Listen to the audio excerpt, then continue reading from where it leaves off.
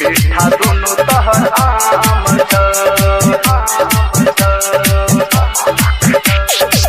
तोरा दुकान में है गे छौरी मीठा दोनों तहर आम सुनग छौरी बाजार बहली सुनग छौरी बाजार बहली सुनग छौरी बाजार बहली तोर दुकान में लेबो खाली बोल हौले हौले गे तोरा दुकान में है गे छौरी मीठा दोनों तहर आम छ तोरा दुकान में है गे छौरी मीठा दोनों तहर आम छ तोरा दुकान में है गे छौरी मीठा दोनों तहर आम छ सुनग छौरी बाजार बहली तोर दुकान में लेबो खाली बोल हौले हौले गे तोरा दुकान में है गे छौरी मीठा दोनों तहर आम छ तोरा दुकान में है गे छौरी मीठा दोनों तहर आम छ तोरा दुकान में है गे छौरी मीठा दोनों तहर आम छ मीठा दोनों तहर आम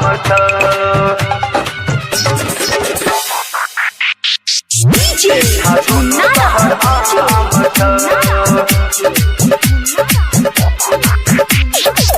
तोरा दुकान में है गे छौरी मीठा दोनों तहर आम भोरे भोरे खोल दुकाना जल्दी हमरा देखब समाना जल्दी हमरा देखब समाना बनी करा बोल छियो परेशाना आके खोल तू अपन दुकाना आके खोल तू अपन दुकाना सुन गगरिया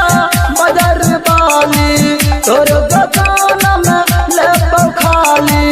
बोल हौले हौले गे तोरा दुकान में है गे छौरी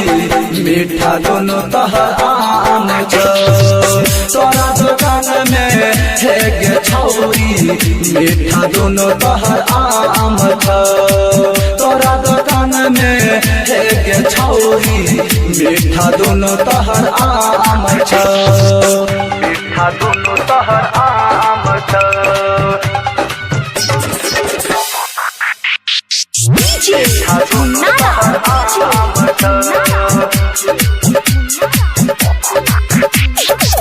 तोरा दुकान में है गे छौरी मीठा दोनों तहर आम छटकी छटका बरकी बरका नैल बो छौरी तर तरका नैल बो छौरी तर तरका खाय में आबै छी जब माजा जब तक माल रहै छी ताजा जब तक माल रहै छी ताजा सुन के छौरी टिकला बाली तोर दुकान में लेबो खाली बोल हौले हौले गे तोरा दुकान में है गे छौरी मीठा दोनों तहर आम छ तोरा दुकान में है गे छौरी मीठा दोनों तहर आम छ तोरा दुकान में है गे छौरी मीठा दोनों तहर आम छ रिकॉर्डिंग स्टूडियो रक्सौल रघुनाथपुर।